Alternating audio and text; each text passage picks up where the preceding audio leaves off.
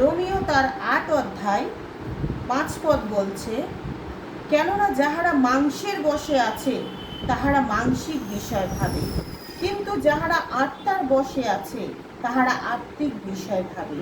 কারণ মাংসের ভাব মৃত্যু, কিন্তু আত্মার ভাব জীবন ও শান্তি। কেননা মাংসের ভাব ঈশ্বরের প্রতি শত্রুতা, কারণ তাহা ঈশ্বরের ব্যবস্থার বশীভূত হয় না, বাস্তবিক হতেও পারে না। আর যাহারা মাংসের অধীনে থাকে তাহারা ঈশ্বরকে সন্তুষ্ট করতে পারে না।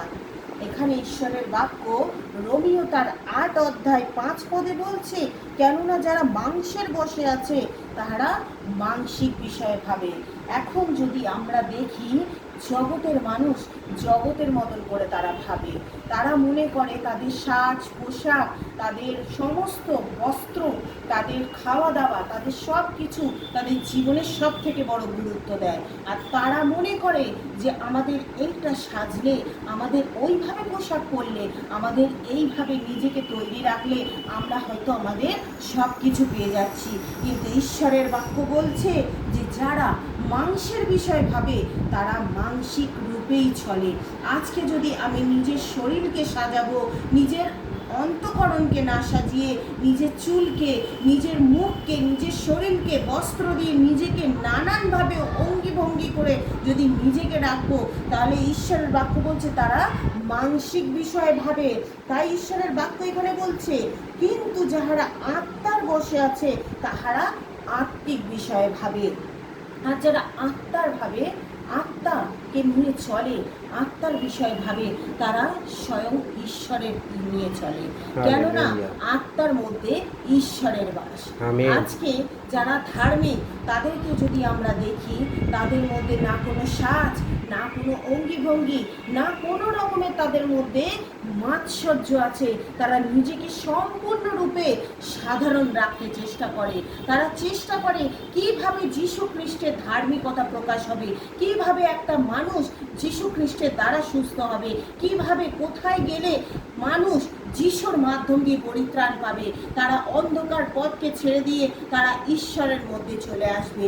তারা ভাবে যে তারা প্রার্থনার মধ্যে দিয়ে নিজেদের সময়টাকে কি করে বাড়াবে। তারা আত্মায় প্রার্থনা করে কিভাবে প্রভুকে নিজেদের জীবনের সঙ্গে তারা এক করবে, তারা সন্ধি যুক্ত করবে। তারা ভাবে যে যারা আত্মাতে যারা চলে তারা নিজেদেরকে ভাবে যে যেন আমাদের দিয়ে কোনো এক ব্যক্তির যেন যিশু নামে ভালো হোক। যারা আত্মার বশে চলে, ঈশ্বরের বাক্য বলছে তারা আত্মিক বিষয়ে ভাবে। আর আত্মিক বিষয় যারা ভাবে তাদের মধ্যে প্রেম, আনন্দ, শান্তি, মৃদুতা, মঙ্গল ভাব, বিশ্বস্ততা, ইন্দ্রিয় দমন, সে সমস্ত কিছু 9টা ফল তাদের মধ্যে পাওয়া যায়।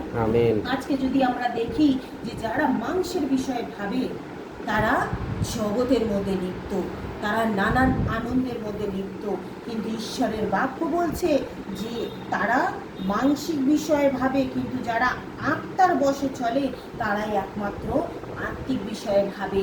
আমাদের যারা আত্মিক বিষয়ে ভাবি তারা প্রতিনিয়ত প্রভুকে নিয়ে আমরা ভাবি, প্রভুকে নিয়ে চলি, তার বাক্যকে নিয়ে চলি, তার বাক্যকে স্মরণ করি এবং চাই যেন তার বাক্য মানুষের মধ্যে যেন বিলিয়ে যায়, আর মানুষ যেন তার বাক্যের মধ্যে দিয়ে পরিত্রাণ পায়। আজকে আমাদের এই মাংস ক্ষয় পেয়ে যাবে, আমরা মৃত্যুবরণ করব, এই মাংস আমাদের মাটিতে মিশে যাবে, কিন্তু এই আত্মা আমাদের ঈশ্বরের রাজ্যে তার বিচারের আসনে গিয়ে দাঁড়াবে। আর তিনি তখন আমাদের এই আত্মার কার্য দেখে আমাদেরকে তার স্বর্গরাজ্যে তিনি প্রবেশ করাবেন। তাই আমরা যেন কোনো রকম ভাবে আমাদের মানসিক বিষয়ে না ভাবিত হই। কেননা ঈশ্বরের বাক্য বলছে যে বস্ত্র হইতে শরীর কি উত্তম বিষয় নয়, আর খাদ্য হইতে তোমার কি প্রাণ উত্তম বিষয় নয়। তাই আমরা যেন সবার আগে নিজেদের মাংসের দিকে চিন্তা না করে নিজেদের আত্মাকে রক্ষা করতে পারি, অবিরত যেন প্রার্থনা করতে পারি, প্রভুর মধ্যে নিজেদের শান্তিকে যেন নামিয়ে আনতে পারি। আজকে জগতের মধ্যে যেখানেই দেখো গোলযোগ, অশান্তি, কিন্তু কোথাও শান্তি নেই। কিন্তু যীশু খ্রিস্ট এমন নাম যেখানে শান্তি আছে, যেখানে জীবন আছে, জীবনের উপচয় আছে, আর যিশুর নামেই আমাদের শান্তি।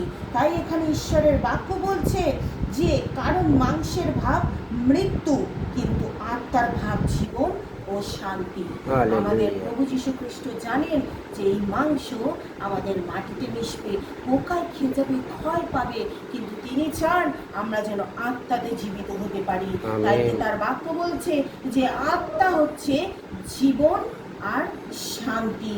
আর যদি এই আত্মাকে আমরা রক্ষা করি, আত্মার বশে চলি, যিশুর পথকে অনুসরণ করি, তাহলেই আমরা জীবন আর শান্তিকে ফিরে পাবো।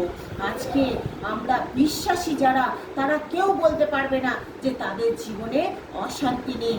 আছে, শয়তান কার্য করে, দিয়াবল কার্য করে, কিন্তু সেখান থেকে ঈশ্বর তার আত্মাগণকে প্রেরণ করে আমাদেরকে সেই শান্তি প্রদান করার।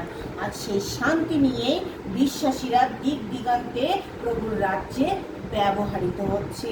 তাই তো এখানে ঈশ্বরের বাক্য বলছে যে আর যাহারা মাংসের অধীনে থাকে তাহারা ঈশ্বরকে সন্তুষ্ট করতে পারে না।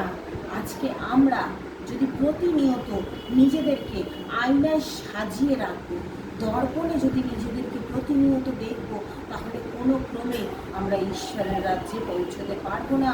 ঈশ্বরের সঙ্গে মাংসের বলছে শত্রুতা। কেননা আমি যদি জগতের সাজেই মত্ত থাকি, তাহলে আমার প্রভুকে আমি কখন সময় দেব? যদি জগতের মধ্যেই ব্যতিব্যস্ত থাকি, নানান রকম পার্টি, নানান রকম মাৎসর্য, নানান রকম ব্যভিচার যেগুলো শারীরিক দিক থেকে হয়, সেইগুলোতে যদি ব্যস্ত থাকি, তাহলে প্রভুকে কখন সময় দেব? ঈশ্বর চান যেন প্রত্যেক মানুষ প্রভুর কাছে এসে দাঁড়া, তার কাছে জানুক।